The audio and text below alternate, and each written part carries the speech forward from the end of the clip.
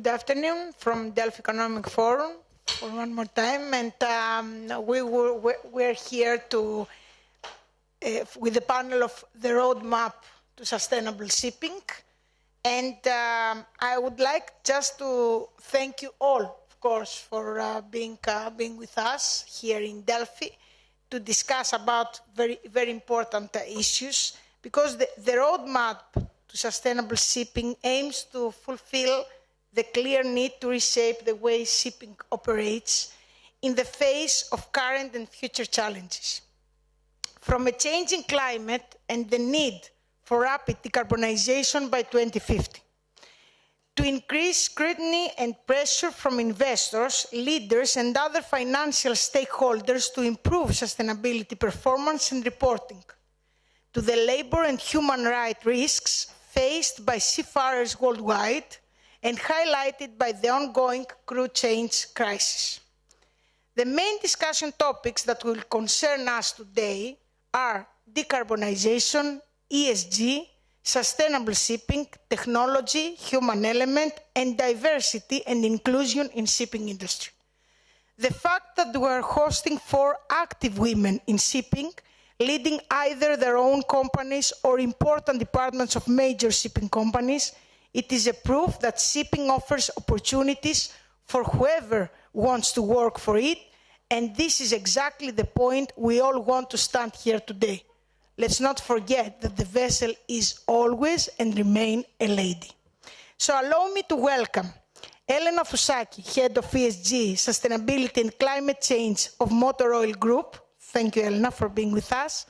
Despina Panayiotou Theodosiou, Joint CEO of Tototheo Maritime, President of International WISTA, and President of the Electricity Authority of Cyprus. Thank you, Despina, for being here with us.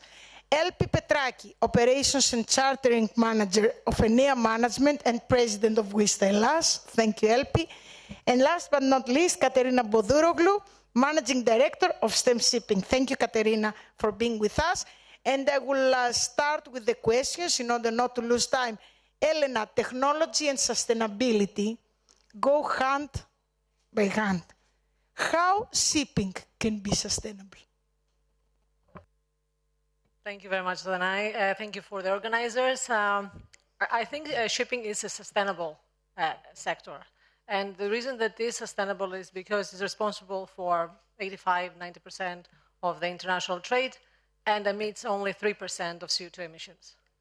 However, the question here is that whether shipping can actually contribute to tackle climate change, how this can be done, basically, and what are the technologies that are available to do so.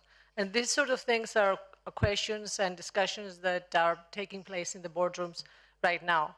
I think there are 2 very positive characteristics of the shipping industry. And one of them is that it's self-regulated. That means that the shipping industry does a lot with regards to ESG criteria. And the second is that it's very easily to adapt with changes. So when we discuss about energy transition or technical transformation, digital transformation, I think shipping will be easy, let's say, to adapt to those changes. This is how they've been doing business so many years now. There are 2 negative things, I would say, or more challenging things that can actually slow down the transition. And one thing in shipping is the culture of being introvert. They do a lot of things, but they don't publicize many.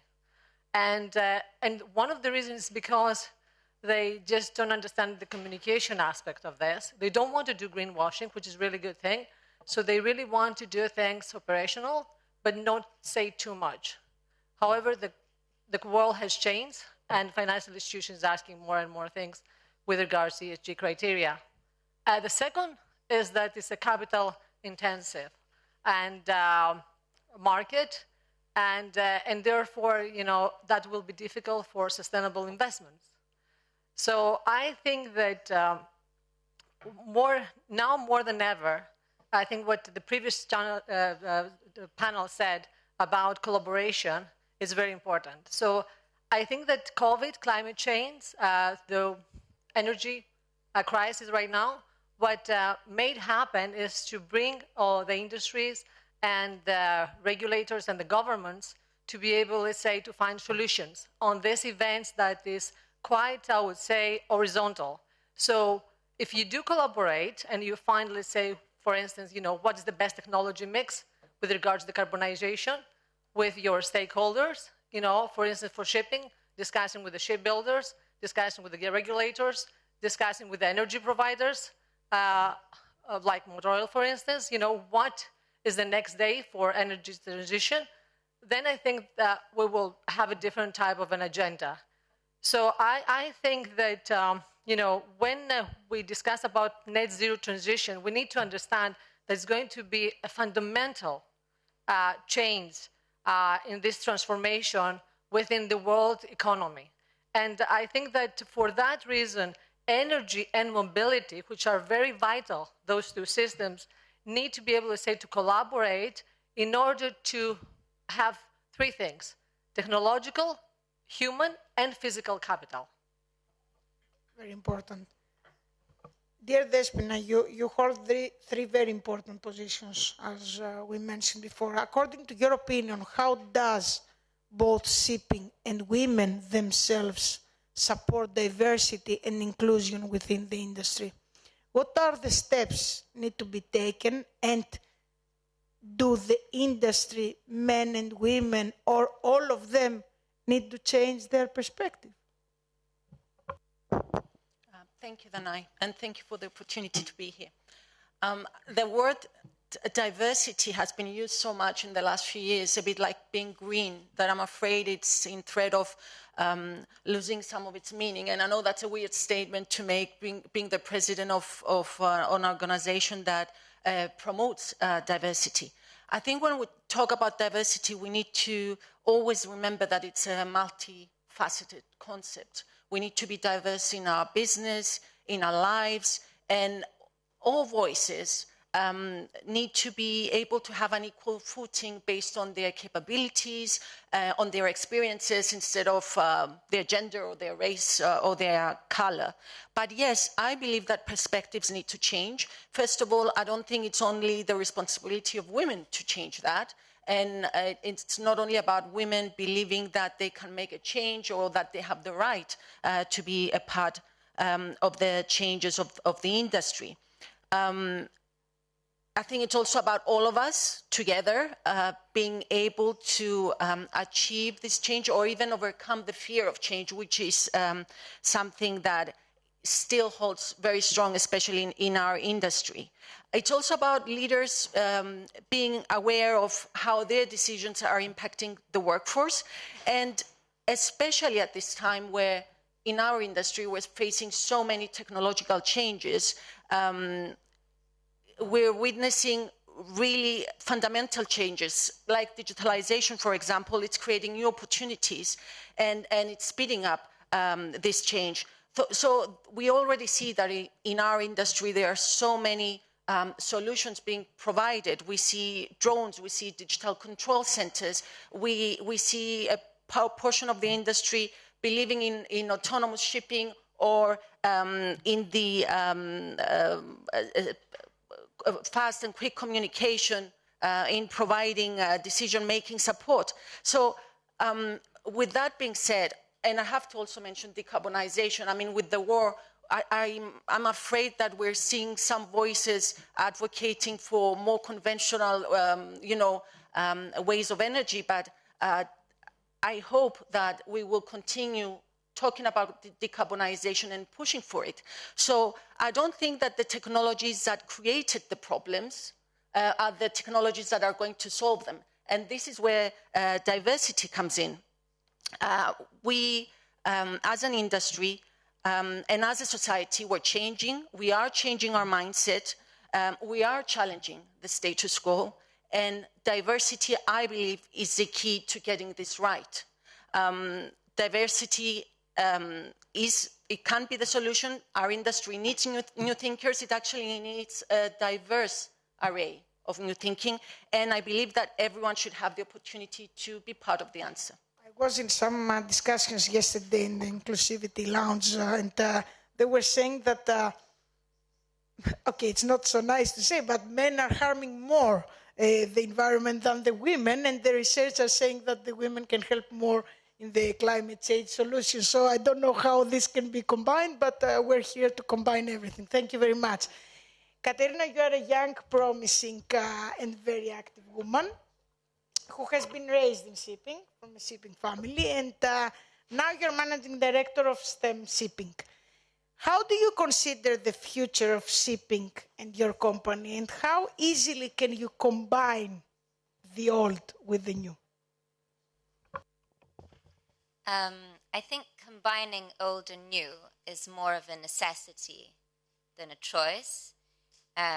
Progressing requires constantly looking back, identifying your mistakes and your successes, and constantly trying to reach the right sort of conclusion. I think old and new sort of convene in the industry's belief in resilience, and you find that faced with the cyclicality of shipping, you're constantly urged to return to the very basic principles of ensuring safety, keeping costs low, staying abreast of regulations and developments. And my dad, having worked as an engineer in the 1980s, very often reminds us of the importance of these old school guidelines, the need rather for risk management, the importance of procedures and processes, but more than anything else, the need to have genuine respect for the ship and its seafarers. To answer the second scale of your question, I think going forward, Greek ship owners are going to have to find ways to remain relevant, to remain competitive in what is an increasingly automated and globalized field. I was recently in a discussion with a colleague who said that moving his operations department to India would cut his G&A expenses by 2/3. And my first reaction was one of patriotic shock. Yeah? And my second healthier reaction was the question, can you remain competitive with higher G&As?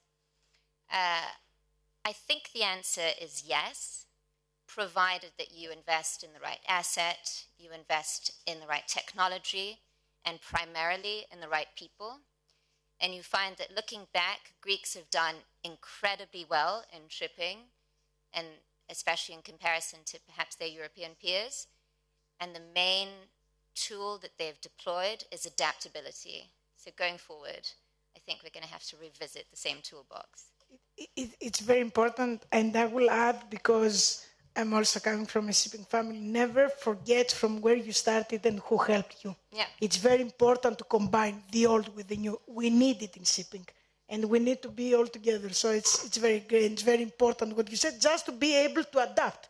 But shipping, although they accuse shipping for being old-fashioned, shipping adapted great during the pandemic. So maybe we're adapting. Dear Elpi, as we already said, you're also serving, except your position in air management, you're also serving in several board of directors. Recently, you were elected in the Shipping Chamber of Greece. You have been re-elected again in the Short Sea Association, Shipowner Association. You're president of WISTA.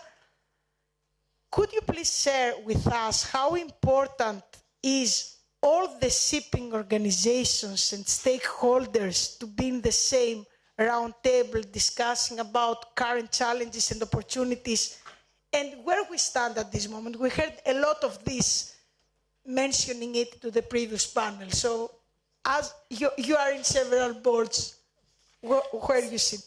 First of all, thank you for the invitation and for being here today with all of you. Eleni just mentioned that I think that we all need to work together. I think you mentioned that, and it's very important to have all stakeholders working together, not only in shipping. I will take it a step further, as the previous panel said, in cross-sector. We all depend to each other. It's not just a change. We are in the milestone of great changes. We have environmental changes that we need to work ahead for the better of all our future. They are not difficult changes to be made. A lot of research is presently being done, but nothing is certain. And we still have a long road ahead. In order for shipping to change and to continue this sustainable road, because let's not forget it is the most sustainable mean of transport, but it has to be even better, and we're all here for that. We need to all work together. Therefore, for somebody to participate in any way they can, in any collaborative form, is it an organization, is it a board, is it a think tank, whatever it is very important. And it is important to hear different opinions. There is not one opinion that will work. We need to brainstorm on this. So it has to be young, it has to be old, it has to be different ethnicities, different genders, different nationalities, different opinions. And then we will move forward. Everybody is needed in this road to the climate change efforts. What you mentioned, very important, the cultural exchange of views, and this is something that shipping can help a lot in this dialogue, because we have been used for centuries to speak with all the countries parallelly, and our day is full of different cultures. Thank you for mentioning this. Helena, let's go now to the ESG, to the magic word of one of the words that we have heard many times during the forum until today. Institutional investors are often highly ESG conscious. As they are targeting long-term returns, they're increasingly aware of the material threats that climate change and environmental degradation pose to our societies and ecosystems and their investments. Similarly, banks are key stakeholders in supporting the decarbonization of the economy. Equity investors and debt providers are both looking for stability. My question is, what is the role of ESG in shipping finance? Thank you for the question.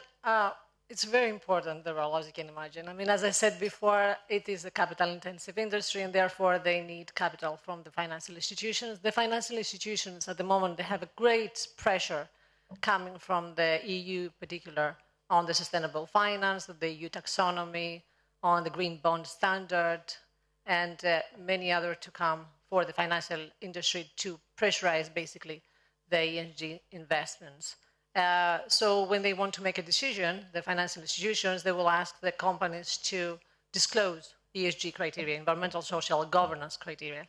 And shipping, as I said before, they do lots of things, but now they need to be able to say, to put it in a structured way, organize the information, be able to create KPIs, need to be able to create procedures, strategy, and sort of monitoring tools to show the transparency of how they actually look after the ESG criteria. ESG is not a greenwashing. And just because it became a mainstream right now, so whatever is in sustainable shipping now, whatever is in sustainable financing, I would say, is related to the ESG criteria. And what the financial institutions are looking now is to identify these climate-related risks, either transition risks or physical risks. And because they know that this may actually create a distress, financial distress, that becomes extremely important when they make these investment decisions. So I think that it's not going to be difficult, let's say, for the industry to adopt, as we said. But they need to take into consideration that the investors right now, they're actually having a lot of analysis from rating agencies, ESG rating agencies, looking and scrutinize every single company with regards to the ESG criteria. So therefore, as I said before, the shipping industry needs to change the culture of how they think about ESG. It's not about, greening for the sake of it, but actually doing substantial changes in their strategy and in their operations. They need to embed ESG criteria, and they need to be able to report in a very well-known standards at the moment, which most of the companies in shipping, unfortunately, they don't know. For example, GRI, SASB, TCFD, CDP, acronyms that have been here for many, many years for other companies, But unfortunately for the shipping, it's something new. So I think it's great to see Katerina in this panel, because it's the new generation that they are the ones that they started it, everything in sustainability. Don't forget, it's about the next generation. It's what is happening for the next generation, and we have to maintain this sustainable businesses for our kids. So therefore, I hope that the next generation in shipping, they will put a lot of, a lot of focus on these ESG matters. So you gave me the opportunity to pass the microphone, the real microphone, because until now, for 2 years, it was the online microphone, but now it's the real microphone to Katerina. How does it affect the ESG, the operations and the strategy of your company? Yeah, it's so bizarrely, Helena and I met in 2017 or 18 when we were discussing a sustainability report. And even though it's not that long ago, at the time it still seemed like a bit of a niche interest in shipping. So I think it's great, it's auspicious that ESG and sustainability more broadly are becoming a prerequisite for all industries, at least as a lens through which to examine corporate performance. Obviously, as the previous panel said, it's now taken a bit of a backseat because of the war, but I think we're on the sort of right path. But as you said, it's very important to avoid greenwashing. It's important to avoid buzzwords and instead just focus on facts, choices, viable solutions. And for us, for our company, we're very lucky because my sister spent 10 years at UN Environment. So her subtle brainwashing these past few years is probably why 70% of our fleet is eco. And going forward, the plan is to retain a diversified fleet, disinvest from the older, less environmentally sound vessels, and focus on investing in modern eco-designs and new technologies, but once they're available to smaller and mid-sized donors like ourselves. Your sister is doing this to you for environment. My sister is doing this because she's a lawyer with the regulations, so we're covered and we can say our own opinion, but we will have them always telling us what will happen. Great. Yeah. Despina, technological evolution, even in shipping, is undoubtful. Okay, COVID came to tell us that that's it. There is no more break. Do you think that technology and humans are developed parallelly? Well, Danae, technology has developed because we humans made it happen. Technology is not the enemy. I think it's how we use it and how we choose to use it.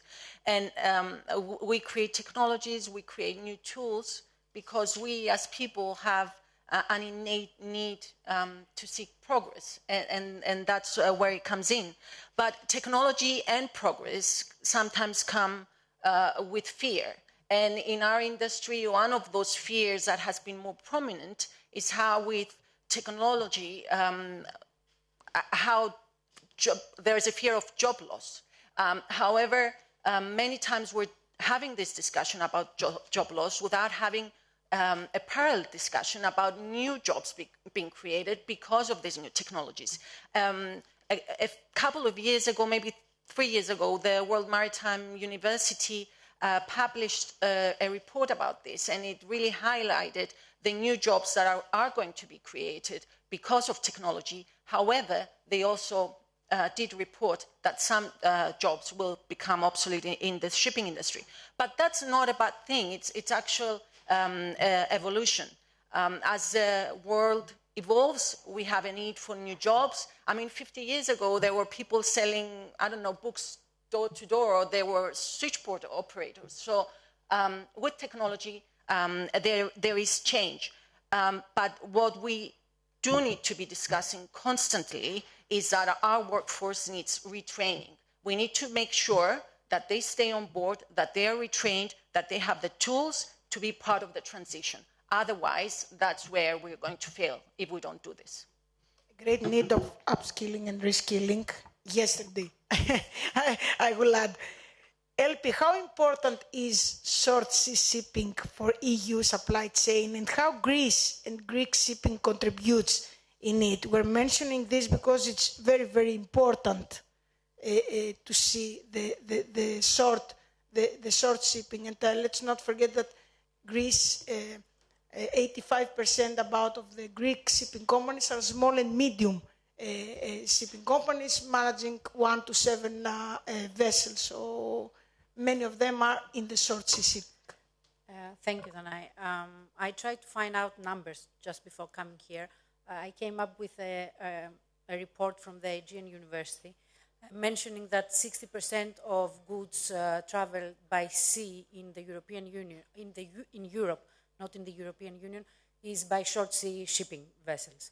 Mainly larger fleets are used as mother vessels, and then it's shifted into smaller vessels and then diluted into the European continent. Do not forget also the inland fleet, which is part of the short sea shipping. For Greece, short sea shipping is vital because we have a huge coastline, many islands, about 10% of our population inhabits in islands, and I think 77% of all merchant goods are traveled by sea for Greece. So short sea shipping is it's vital for the European economy, and let's not forget that it's the easiest part of all shipping where the new technologies can be tested. So we have batteries now for very short distances, and we have vessels in the North European countries that do operate. We do have researches and almost vessels being built with hydrogen power, and they are all small vessels. So short sea shipping is characterized by the short distance, and this is where the new technologies can be implemented. And I think it's a very important factor that we should not forget as Greek ship owners, because mainly the larger fleets are the strongest that we have, and the big companies, as you said, are the larger ones, the larger vessels. This part is being sightseeing sometimes, but it's not something that we should forget, because our competitors around us as well are very serious, and it's important to have a Greek flag on all this. Of course, very important. Katerina, do you think gender inequality in the industry is changing? As a younger member of the panel, how do you view this issue from your eyes, from your experience? Yeah, I'm incredibly fortunate in that I've never experienced any workplace discrimination, but I'm aware that that's probably because I was born in an affluent environment in the 90s. I received a liberal education, and I'm now the boss's daughter, and that offers good protection. But people in a privileged position similar to mine, I think, have a huge responsibility to democratize that privilege. And I agree with Despina that things are changing in the industry, but then definitely not changing fast enough. We were going through our Posidonia invitation list, and 85% are male.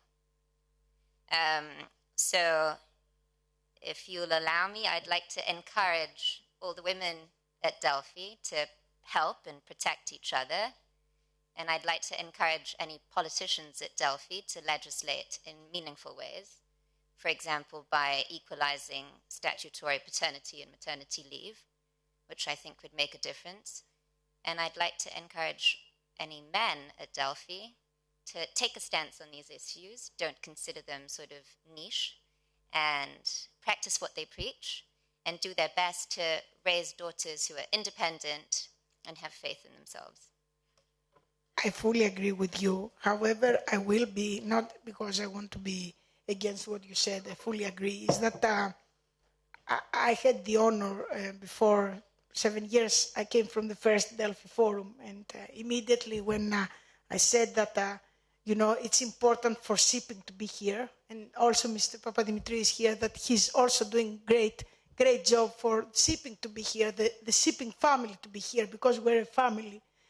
They did not tell me no. They said, if you want, do it. And they never told me, yes, but you must have men versus women or the opposite. So I fully agree that it's also very important for the women to start risking. Immediately when I called you, you said, I said, are you joining? And you said immediately yes. So it's very great for us to say yes to challenges. And this is very important. But yes, I agree. And we are in a male's world. I mean, shipping is a men's world. But how many ladies are there with the vessels, and how many ladies we can also have in the companies? But I fully agree. Yes. Despina, what the current energy market instability due to the turmoil of world map because of the war actually means? Because it's also important to say a few things for the war. First of all, I want to say that from my position at the Electricity Authority, I see every day the increasing levels of energy poverty in our region, which is something that I don't think we've dealt before in the last few years, at least in such a high level. And it's very worrying. And of course, what is happening in Ukraine is devastating for all those involved. However, I have to say in terms of market stability, it's one event in a continuous journey of change. When the Ever Given blocked the Suez Canal, we had many concerns about trade, prices went up and down. Sanctions, COVID, whenever, I mean, even the smallest decisions from OPEC or the US or China have a butterfly effect on global trade and energy prices. So as long as these circumstances continue, the sector will remain very volatile. I don't think it's safe to make any forecasts at what will follow next right now.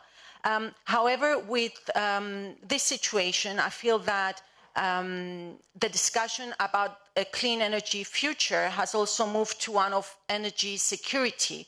Of course, this goes hand in hand with decarbonization, but I see many countries are increasing their focus on creating alternative gas supplies, but also focusing on clean energy even more.